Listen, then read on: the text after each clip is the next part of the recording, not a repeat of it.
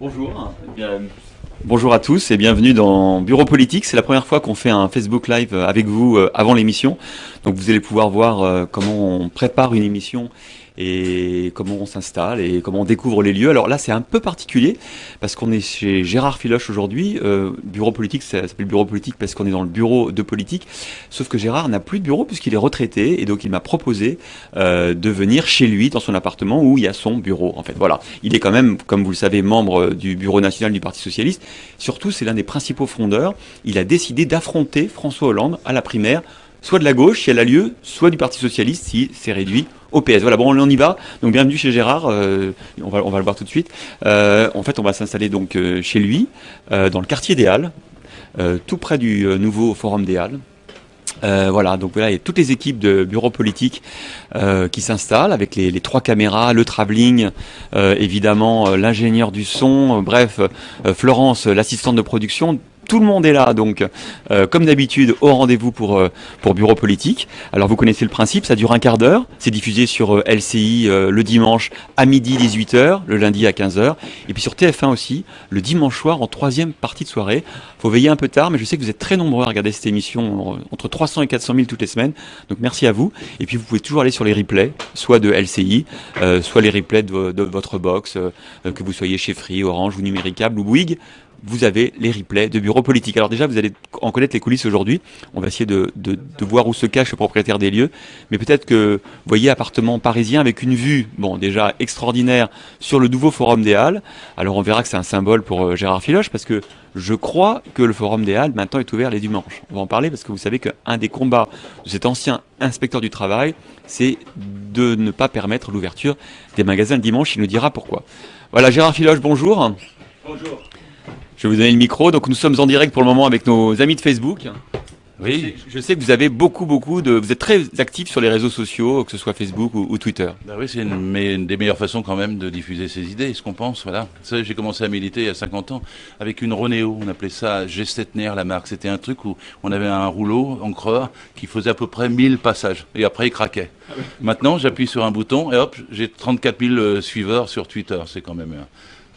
C'est une belle performance, surtout que quelquefois on vous considère un peu comme le vilain petit canard ou le mouton noir du PS et que donc avec les réseaux sociaux, vous avez finalement une tribune très importante. Ah ouais, mais je dois avoir 130 000 adresses mail, on a un site, Démocratie et Socialisme, j'ai mon blog, gérardfiloche.net, et puis on a créé un site pour la campagne, filoche2017.fr. Filoche 2017 en toute simplicité. Bah oui, parce qu'il faut bien indiquer aux gens ce qu'on veut, et ce qu'on veut, c'est que l'année prochaine, la gauche ne perde pas l'élection. Parce que si c'est la droite, ça sera un retour catastrophique au vieux temps. Alors merci beaucoup de nous recevoir chez vous parce que c'est un peu atypique. On l'a déjà fait une fois, c'était pour Jean-Luc Mélenchon qui lui aussi avait souhaité qu'on vienne dans son bureau à son domicile. Alors vous, c'est une histoire un peu particulière puisque vous êtes retraité, donc votre bureau c'est ici. Et puis aussi, vous habitez ici depuis 40 ans dans ce quartier des Halles s'est tellement transformé. Vous avez peut-être aperçu la disparition des Halles Baltard, l'émergence du forum et puis maintenant... Ce nouveau, je sais pas comment on l'appelle forum toujours. Canopée des Halles. La canopée des Halles, vous trouvez ça comment? Je suis mi-figue, mi-raisin comme observateur. Bon, c'est mieux que la tour qu'on a failli nous mettre. Et puis, il y a quand même une ouverture sur un jardin et on voit Saint-Eustache. De ce côté-là, ça n'est pas désagréable. Moi, je loue ici depuis, vous voyez, 1972, 73. C'est-à-dire quand les Halles Baltard sont tombées. Ouais. Et qu'il y avait le grand trou des Halles pour les vieux Parisiens qui se souviennent. Je venais, moi, de Rouen, de ma province. Et personne voulait habiter ici parce qu'il y avait trop de bruit, tout ça. Et comme j'étais pauvre, je me suis bien installé. Mais depuis, j'ai élevé mes enfants et tout ça dans le quartier que je connais comme ma poche. Et ma femme est conseillère municipale dans le premier arrondissement ici. Et en fait, c'est presque, j'ai envie de vous dire une provocation, parce que j'ai vu tout à l'heure en me promenant que maintenant la canopée est ouverte même le dimanche, donc tout le monde travaille le dimanche en face de vous, alors que vous avez toute votre vie lutté justement contre ce travail le dimanche. C'est une défaite, je l'avais dit aux commerçants de la rue des Francs-Bourgeois, quand je me battais pour que les salariés aient le droit de se reposer le dimanche, je leur avais dit à tous, je dis, vous voulez ouvrir, mais c'est vous qui allez perdre les petits commerçants, parce qu'à la fin, ce seront les grandes marques qui l'emporteront. Et effectivement, c'est ce qui s'est produit avec l'infâme loi Macron. Ce sont les femmes pauvres et précaires qui travaillent le dimanche et les étudiants désargentés. Vu qu'on leur a bloqué leur salaire, ils sont obligés de faire ça, ils n'ont pas le choix. Ça sert à rien de plus, ça crée pas plus d'emplois, parce que vous savez, l'emploi créé le dimanche, il est supprimé le mardi, et ça fait pas plus de ventes, parce que ce qui est acheté le dimanche ne l'est pas le lundi. Donc en vérité, c'est une opération simplement pour déstructurer la vie des gens et empêcher qu'ils n'aient leurs droits, leur repos, leur vie de famille, leurs loisirs. C'est comme tout ce mouvement qui anglo-saxonise notre société et lui enlève ses racines fondamentales, essentielles qui existaient depuis le Conseil national de la résistance. Alors on va regarder une photo là qui est sur votre table parce qu'elle est assez illustrative. C'est une photo en noir et blanc de 1974. C'était le congrès, c'est Liévin, le congrès de Liévin. Ce qui est incroyable, c'est que en fait, on reconnaît plein de gens. Alors évidemment, vous, on vous identifie. Vous êtes juste là, à côté d'Harlem Désir. Et puis là, on voit Jean-Luc Mélenchon. Jean-Luc Mélenchon, Julien Drey et Marie-Noëlle Lienemann. Et c'est amusant parce que, bon, à part Drey qui est hollandais, mais la plupart, c'est cette gauche qui aujourd'hui estime avoir un peu perdu la bataille face aux sociodémocrates, en tout cas qui ne veut pas perdre la bataille, qui veut repartir peut-être au combat. On verra en 2017 comment ça va se passer. Mais finalement, le PS d'aujourd'hui, c'est pas ce PS-là. C'était la première gauche socialiste, si je peux me permettre, historiquement, disons en 1995 jusqu'à 2002. Elle avait obtenu des bons résultats quand même. Par exemple, elle a largement pesé pour les 35 heures sans perte de salaire dans le choix de Lionel Jospin en 1997. Ça, c'est une des choses les plus connues. Bon, ensuite, on s'était battu pour que la loi sur les 35 heures soit la meilleure possible, la plus stricte possible, afin de créer le plus d'emplois possible. Les 35 heures ont quand même été un succès. C'est le seul moment en 30 ans où on crée 350 000 emplois, de plus que les autres pays à croissance comparable. D'ailleurs, il n'y a pas d'autre manière de lutter contre le chômage de masse. Il faut réduire la durée du travail. Donc on s'était battu pour ça et la gauche socialiste faisait combien? Entre 15-17% dans les congrès et sur certains votes jusqu'à 33-35%. Au moment des grandes conventions du Parti socialiste, on discutait encore politique à l'époque avec Lionel Jospin, en tout cas en 1996.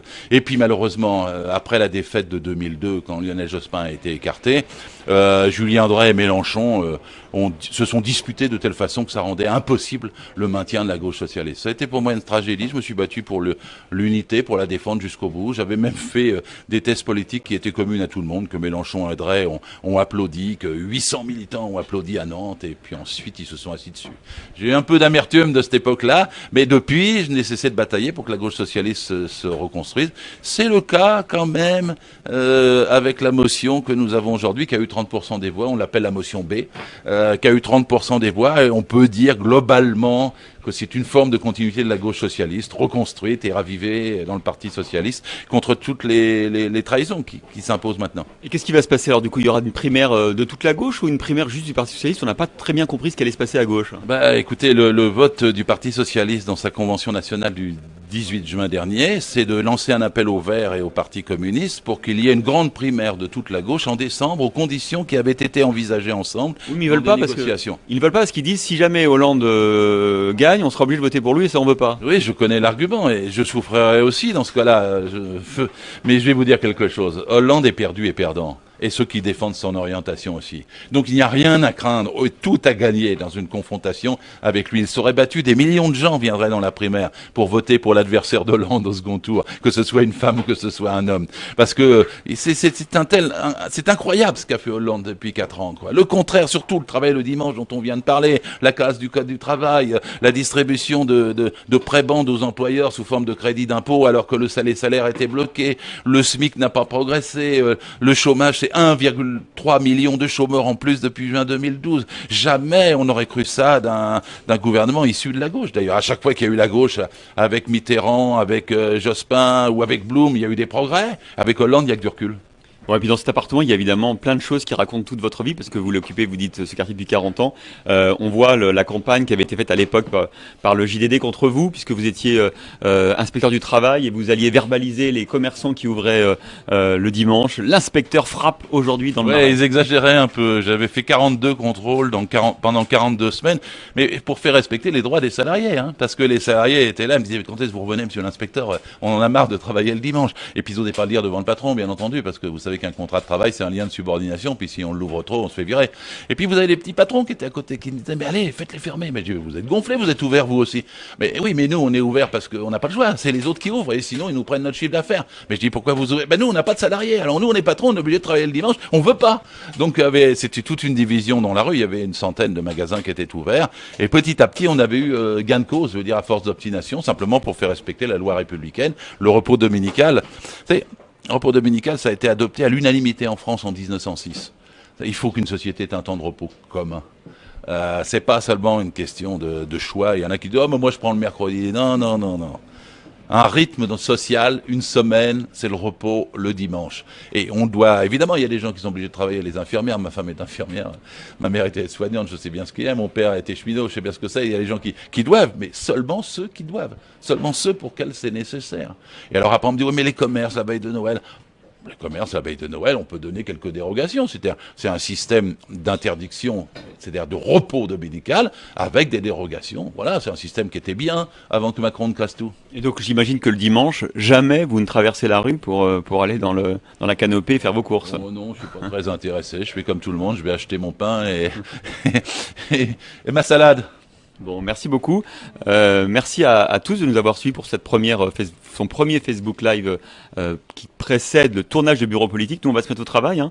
D'ici un quart d'heure, on va tourner l'émission. Vous êtes là pour ça et je vous ai reçu pour ça. Ben, c'est très gentil et qui sera diffusé donc sur LCI dimanche à midi à 18h et lundi à 15h et TF1 dimanche soir en troisième partie de soirée. Merci beaucoup, Gérard Filoche. Je vous en prie, merci. Allez, on y va.